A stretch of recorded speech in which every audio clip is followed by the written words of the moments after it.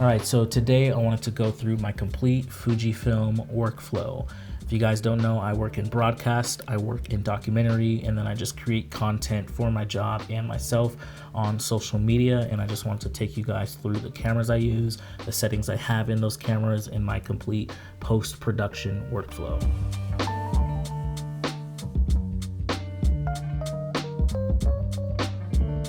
So to start off on the photography side, if it's any type of everyday carry setup, this is essentially what I'm going with. This is the Fujifilm X-T5. It's a 40 megapixel sensor. I really love the analog style of this camera and the compact size of it, which means I can kind of just carry it anywhere. It's not really obstructive. It's not big or anything. And I mainly rock the 23mm f2, which is a 35mm equivalent. Really love this lens. Honestly, just think it's super solid for what I need it for. Now, if I'm doing anything that's bigger, I'll go ahead and take the Fuji 16 to 55mm lens and throw that on here. And what I'll mainly use this for is any type of work that I'm doing within my church. If I need to take pictures of a speaker or anybody on stage, this allows me to stand back, punch in a little bit, and be able to like grab a few frames. And again, because it's a 40 megapixel sensor, I can crop in a little bit if I need to on, that frame. But absolutely love this lens. Again, just with the lens even attached, this is such a small and compact system that I really love this. If I'm doing any type of like travel stuff, I'll probably carry this with me as well, especially if I can't like get close to a scene or anything I'm trying to shoot with my 23mm. I can use this one and just be confident that I'm gonna get what I need out of this camera. Even though it's rare, I will use this camera for video as well. It will operate as a C cam to my X-h2s if I need it to. But for the most part, I try and keep this one strictly to photo needs, or if I need to like film B-roll of the X-h2s or anything like that. I'm glad that I just have a camera that's pretty much the same exact system, and I can just get the same exact result and have the same post-production workflow between both cameras.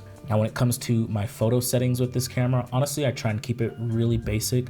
For the most part, I have all the buttons mapped originally how it came. If anything, I changed like the bottom one to be able to just quickly cycle between any custom modes that I have set up on the camera, such as my Fuji presets, one that I'm using from Joe Allen, and then my own black and white preset. But for the most part, I really like to shoot this camera in aperture priority or shutter priority. So I'll, for the most part, let the ISO just stay on auto, and then I'll just keep my shutter speed if I'm shooting anything on the street between 250 and higher if I need to. But for the most part, I'll flip it into auto and just mess with the exposure compensation as needed. And again, just leave it in aperture priority so I can kind of control what my aperture is at, whatever I'm going for, and whatever type of different environment that I'm shooting. Last thing that I really just love about this camera is the tilt screen. Again, coming from Leica and whatnot, I just didn't have a flip screen option on the M11. So being able to just have this flip screen and be a little more discreet, whether that's shooting in a public environment or just shooting somewhere where I need to reach above, having that flexibility with this flip screen is beautiful. The cards that I'm using on this camera are the Pro Grade 128GB cards. Really love these things. They're really solid, really get the job done, and I love that I can put two in this camera. But honestly, with the things I shoot, I don't need two 128GB. I honestly actually like to be very conservative with my shooting on these cameras, and sometimes I'll even pop like a 32GB card in here because I just don't need, I need the discipline to not, have thousands and thousands of photos. I like to have a very, very small amount of photos to have to cull through in post.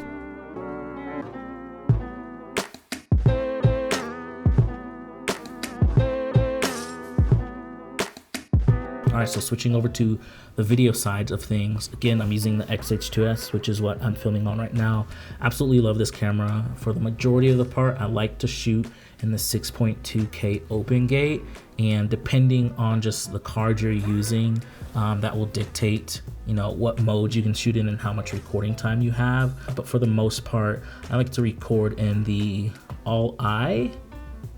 It's either all-I or long op. It's not like that big of a difference. And I'll shoot in the 360 megabit per second mode. because a lot of the stuff that I'm creating, I don't really need, you know, the full freaking bit depth and, you know, max bit depth of this camera, unless I'm doing like a film or something where I just really want, you know, all that quality. The stuff I'm creating for social media, I'll keep it, you know, pretty low in that kind of medium ground. Actually, right now for this video, I'm using the ProRes LT mode. I'm just testing that out. So I guess this is how it looks compressed and uploaded onto YouTube.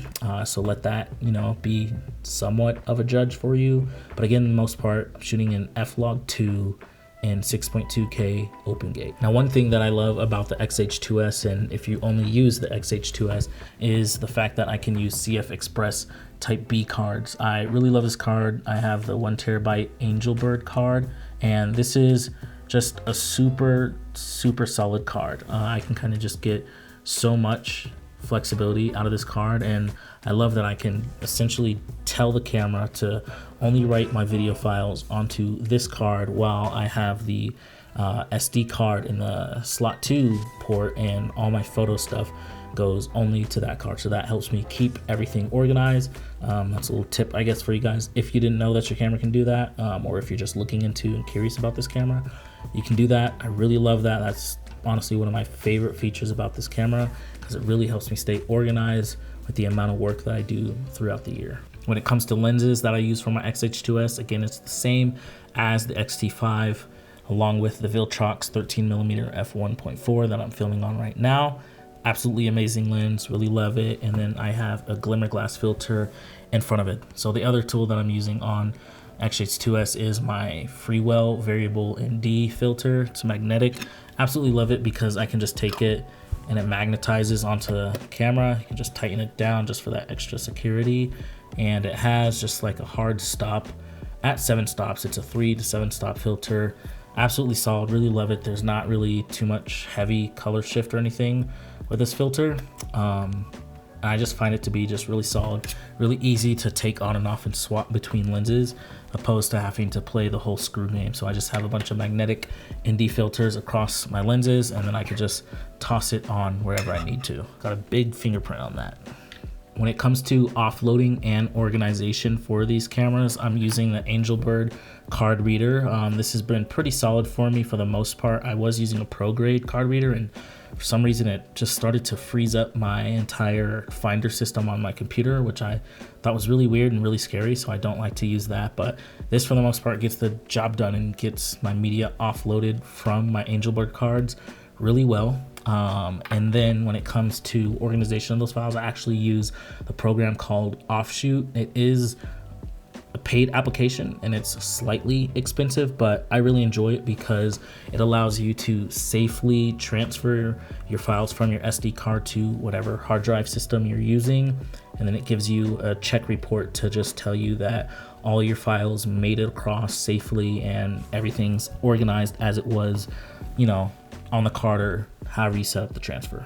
I'll leave a link in the description to my file organization system because it's pretty detailed, but essentially I like to organize things by project and then by date, or vice versa, by date and then by project. So I'll have like 2025 and then obviously like the month or quarter or whatever, depending on if it's photo or video. And then I just have everything labeled by A cam, B cam, audio files, exports, screen grabs, all that type of stuff.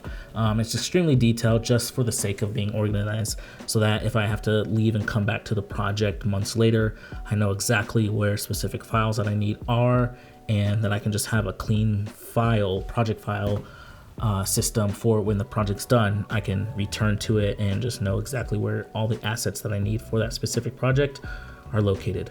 Outside of that, when it comes to just the intentions for the cameras, again, the X-T5 serves as my EDC kind of photo everyday carry camera, and then will serve as a C cam to my X-h2s, whereas the X-h2s will be my A cam or my B cam, depending on the shoot that I'm working for.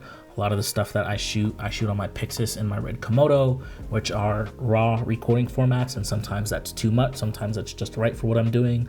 But as of late, I'm just doing a big variety of content, and being able to have just a camera like the X-h2s that's really flexible and being able to give me that open gate landscape format so that I don't have to turn the camera vertical for my social content keep it horizontal so that I can multi-purpose format whatever it is that I'm recording, and then also be able to use it for photo as well. It's really great. That's all I have for you guys today. If you have any questions about my workflow and my system, or have any tips in terms of just workflow and systems that you guys use, let's discuss down below in the comments. I appreciate if you like this video and consider subscribing, as it just helps my channel and helps push this into the algorithm so that I can grow this channel. Thank you guys for watching. I'll catch you in the next one.